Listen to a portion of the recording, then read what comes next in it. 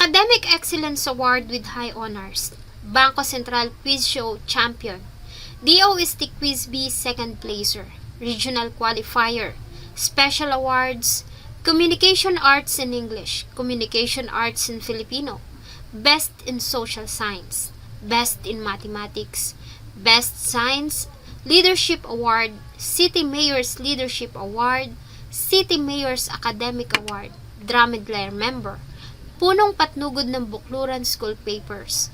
Ilan lamang yan sa mga awards na nakuha ni Yeshaya Kate Abana Balad nang magtapos ito bilang class valedictorian sa kanilang paaralan sa Carig Integrated School sa Tuguegarao City, Cagayan.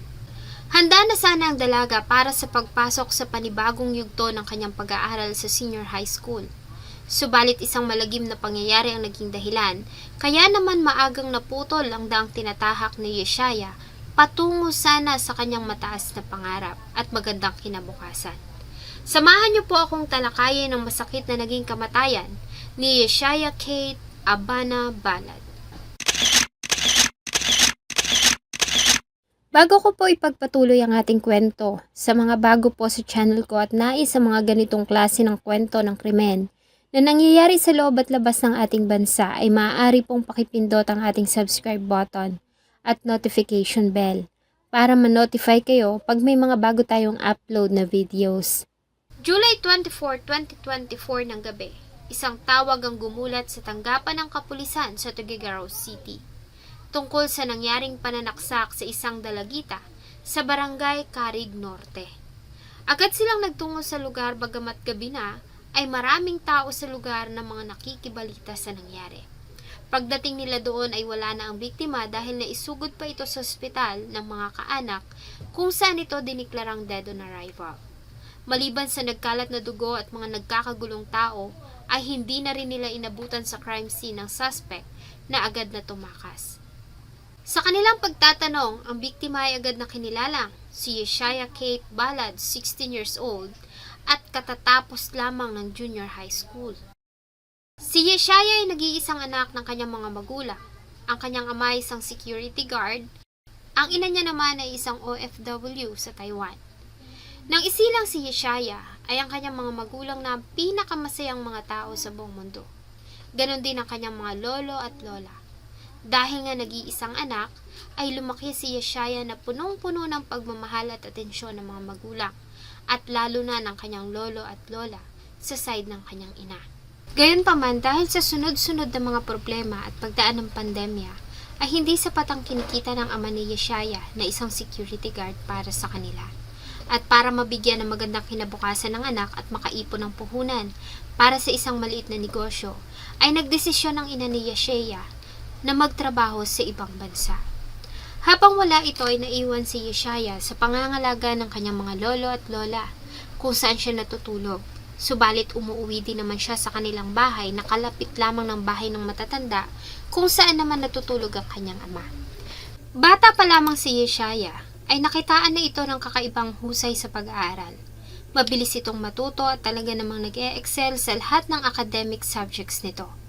Hindi lamang sa academic nag-excel si Yeshaya dahil sa kabila ng pag-aaral ay nagagawa pa rin itong makilahok sa mga extracurricular activities sa school, gaya ng drum and lyre at ito rin ang punong patnugot ng kanilang school paper na bukluran. Taon-taon ay nagbibigay si Yeshaya ng karangalan sa kanilang paaralan mula sa iba't ibang mga paligsahan. Kaya naman marami ang humahanga at talaga namang tumitingalang kabataan kay Yeshaya. At sa tuwing aakyat ito ng entablado, ay proud na proud at lagi itong ipinagmamalaki ng kanyang kaanak, lalo na ang kanyang mga magulang. Wala ding bukang bibig ang kanyang ama kundi ang pagiging mabait at matalino ng nag-iisa niyang unika iha na si Yeshaya. Maging sa social media ay palagi nitong sinasabi kung gaano siya ka-proud sa anak. Kaya naman marami ang nagulat nang magawa nitong paslangin ang nag-iisang anak. Ayon sa report, ay kaaalis lamang ng ina ni Yeshaya noong July 16, 2024 para magtrabaho sa Taiwan. Naiwan si Yeshaya at ang ama sa kanilang bahay sa Carig Norte. Dahil sa nagdadalaga na, ay sa bahay ng kanyang mga lolo at lola natutulog si Yeshaya sa gabi at umuwi naman sa kanilang bahay sa umaga para maghanda sa pagpasok. Wala ang kanyang ama sa araw dahil nasa trabaho ito. Ayon sa lolo at lola ni Yeshaya, noong gabi ng July 24, 2024, ay naghahanda na sila para matulog nang dumating ang ama ni Yeshaya galing sa trabaho. Tinawag nito ang anak kaya naman umuwi ang dalaga sa kanilang bahay na ilang metro lamang ang layo mula sa kanilang tinitirhan. Hindi pa man lubos na nagtatagal si Yeshaya ay napabalikwas silang mag-asawa nang marinig nila ang sunod-sunod na sigaw ng dalaga na papa, wag papa, papa, papa. Kaya naman agad-agad silang nagtungo sa kabilang bahay. Pagpasok nila sa loob, ayon sa lolo ni Yeshaya, ay nakita niyang nakahandusay at duguan ang katawan ng kanyang apo. Agad-agad niya itong tinulungan, bagamat may katandaan na ay nagawa niyang maagaw mula sa manugang ang patalim na ginamit nito sa pananaksak sa apo. At dahil sa dihamak na malaki ang katawan nito at bata pa, ay hindi na nila ito nagawang mapigilan nang tuluyan na itong umalis at tumakas. Dinala naman nila ang dugo ang apo sa pinakamalapit na paggamutan. Subalit diniklara ito ng emergency doctors doon na wala ng buhay upon arrival. Ito ay sanhi sa sobrang dami ng dugo na nawala mula sa biktima, na sanhi ng multiple stab wounds na natamo nito sa iba't ibang bahagi ng kanyang katawan. Base sa isinagawa nilang pagtatanong sa lolo at lola ni Yeshaya, ay napag-alaman nila na mahilig ang suspect maglaro ng online sabong at online casino. Nalulung ito sa laro at nabaon na rin ito sa kabi-kabilang pagkakautang. Ayon sa kanila ay nanghihingi ito ng pera sa anak na si Yeshaya. Nagkaroon umano kasi ng hindi pagkakaintindihan ng mag-asawa, at sa halip na dito ipadala ang pera ay kay Yeshaya na pinapadala ng ina ang pera, at ito na rin ang humahawak ng savings sa bangko ng ina. Ayon sa lola ni Yeshaya ay nanghihingi ng pera ang ama ni Yeshaya sa kanya. Sumalit tumanggi ang dalaga na siya marahil ang naging dahilan kung bakit nito pinatay ang nag-iisang anak. Dahil dito ay agad na nagsagawa ng manhunt operation ang Tuguegarao City Police. Nanawagan sila sa lahat ng maaaring makakita o makapagbigay ng information sa kinaroroonan nito. Hindi naman nagtagal ay kusang loob naman itong sumuko sa Karanglan Police Station sa Nueva Ecija.